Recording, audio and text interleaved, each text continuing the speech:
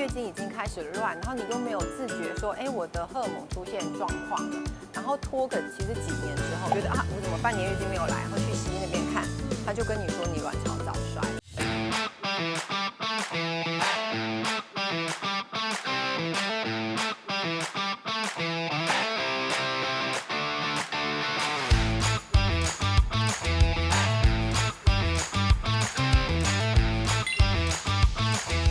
医师来找茬，为你来解答。大家好，我是医药记者王瑞玲。你怕不怕老？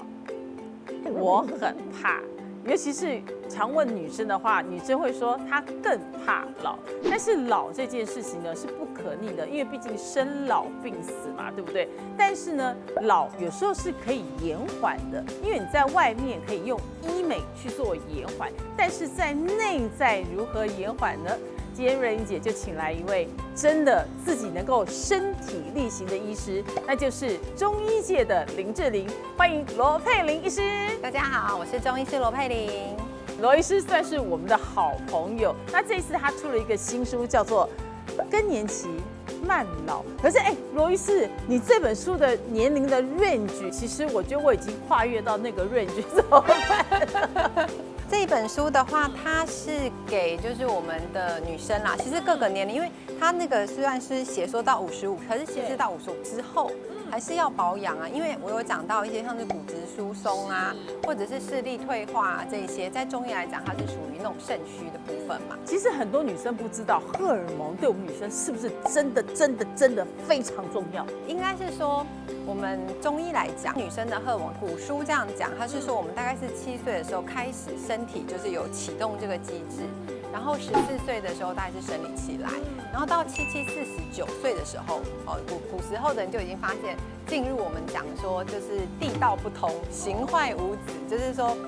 地道指的是产道，就没有办法生小孩哦。然后呢，这个时间呢，其实就是跟我们现在一般讲女生停经啊、更年期那个时间点，其实真的是差不多。因为台湾的女生平均啊，大概是49到51，大概会是你差不多月经没有的时间哦，然后进入就是我们讲说更年期，然后进入到停经的状况。可是现在女生都比较早一点点呢，因为以我来讲啊，因为我不晓得，因为像我妈妈的话也是47。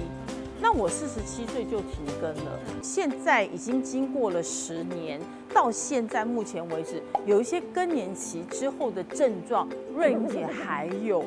就很奇怪，就是所以我刚刚为什么开头讲说，我好像不在本书的年龄当中，因为到55岁左右嘛，可是现在就是大家有一些都会提早。更年期就来了，甚至我在临床上，我看过一个35岁左右，他就停经嘞，而且他就直接进入更年期耶，真的有这样子的一个状态耶。那时候我们应该怎么样去面对这一件事情？其实我们讲说女生的话太早就是进入停经，它是叫做卵巢早衰，定义是40岁之前你就没有月经了。但是现在这个我们的社会可能因为女性可能压力还蛮大的，而且加工食物吃得多，饮食都乱吃，因为有时候真的外面，我觉得年轻的女生真的有时候她饮食上面比较不挑选。我常常遇到有些病人，他们在年轻的时候工作的时候，你知道办公室有很多零食，他们就会抓零食就当一餐，要不然就是不吃。有些女生怕胖。所以她一天可能只吃1餐，吃2餐。可是她是年轻女生呢，我们都有一个基础代谢率哎，你没有吃到那个代谢率，其实有时候很伤身哎。他们吃的话就会变成是没有营养，就是空热量的食物。哦，他有吃那个食物，但是那些抓办公室的小零食、垃圾食物吃太多了，然后呢都没有吃到我们讲的饭啊、菜啊、肉啊或者水果啊这些天然的食物，然后呢就导致说它的营养是不均的。然后再加上作息很乱啊，就是晚上都熬夜晚睡啊、追剧什么的，所以导致他们的卵巢功能是急速的下降，或者是有时候是过劳的状况。遇过一些是运动过量也有可能。现在很热门啊，没事的，6点人就排队上健身房，很多都是年轻女生哎。对，但是有一些运动过量可能只是短暂的月经不来，但是我有遇过几个像是健身的老师或者是一些像瑜伽老师，他们就是很大量，他的工作就是运动。像这种的话，他其实也会比较容易伤害他自己的身体，导致月经开始乱。那如果你月经已经开始乱，然后你又没有自觉说，哎，我的荷尔蒙出现状况了。然后拖个其实几年之后，觉得啊，我怎么半年月经没有来，然后去西医那边看，他就跟你说你卵巢早衰。所以其实更年期只是一个人生的过程，但是我可以让这个过程慢一点来，然后所以它在外面或者是内脏的血线是不是就会比较年轻的？那这个慢一点来，我在中医上我该怎么做呢？我们中医来讲，就是我们会比较注重的是一个体质的一个调养。我会提醒大家，不太可能说一直去抽血说啊，我是不是更年期？那我们可以从几点来观察，说你有没有开始进入好像卵巢功能下降的一个状态哦。那你可以先看看你的月经周期有没有规律。那所谓的规律，就是有些人他周期是30天，有些人的话可能是3个月。如果他是月经，我觉得还 OK。那如果像这种季经，他会就真的衰老的比较快，还是他因为体质的关系，那也算是正常的。如果他是从出经来讲，你出经就是季经，或是你出经就是我们中医讲病月，就是2个月来一次的，一直都是这样规律的话，就是你的正常周期。哦，那就是体质的关系啦。对，因为每个人高矮胖瘦不一样嘛，当然月经周期也会有不一样的周期。那当你发现你的月经周期开始缩短了，本来好像是30天，它不会变很短，它不会突然变20天，但它可能会变成是25天、23天这样子的长度，然后缩短一阵子，然后再开始延长，因为我们讲说更年期，它不是突然下个月我就更年了，然后经血的量会慢慢的变少，那颜色会不一样吗？颜色其实没有太大的关系，跟你的身体健康状况比较有关。那以我的经验来讲，我更年期好吗？我印象中，我当时我也是不知道我自己更年期，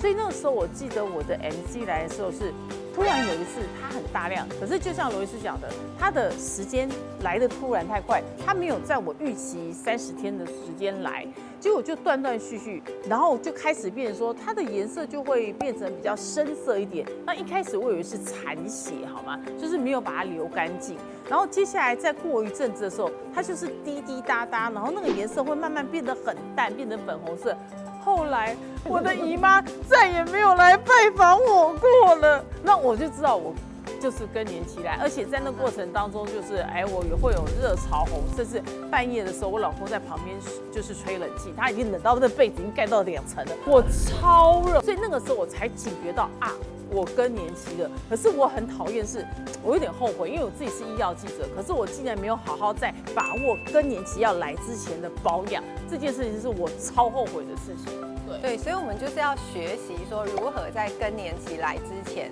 要好好保养身体，所以就来学习一下更年期慢老调养书哦。真的，我觉得是可行的。我们要如何怎么去做到这样子慢老？瑞姐，你有讲到说月经来的血的颜色是不是有变化？我们不会因为你的月经的颜色变化去判定你就进入更年期，但是一定会有征兆。就是如果你的月经的颜色变比较暗，那是因为它的流速变慢了，血量变少。那它跟我子宫健不健康有关系吗？在中医的观点是有关。然后再来的话，如果是比较气血虚的人，颜色会变得比较淡一点。那如果你身体湿气重的话，那你的经血会水水的。这本书呢不早点出来了，我真的可以慢慢的老，好吗？而且不要老得这么快，因为在整个女生来讲，更年期之后的时候，有一些斑啊、纹路啊，甚至说我不要讲，就是器官好，器官一定会变老。就像罗医师讲的，一个卵巢的衰退，也许我不生了，我觉得 OK， 可是呢，当这些衰退的时候，是不是也会显现在外面？一个身体的一个老化绝对不是说只有某一个地方老，它不会只有子宫老，其实它会反映到你的皮肤的一些弹性啊，是筋骨的这个部分。那怎么样去调理？其实还蛮多病人他们会在门诊的时候问我说，除了吃中药之外，有没有其他的一些调理方式？然后，所以我才会说发想说，我们来写一本书。然后，因为我们中药的话，其实有很多它是既是药材，它又是食材，所以这里面的话，它有50个，就是我有50个料理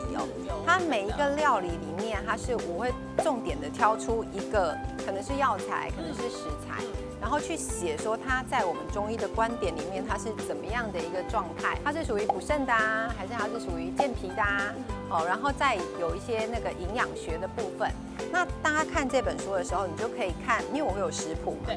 我本人的厨艺不算太佳哦，所以食谱来讲哦，它不会是一个很困难，要大厨才会，就是一般家庭主妇在家里就可以自己简单料理，就很简单的。而且我发现到当时我翻开这个书的时候，就发现只有几个步骤而已啊，真的非常简单，而且药食就是同源。在这样子的调理当中，罗医师，我有没有可能哦？如果说是我已经进入了一个更年期，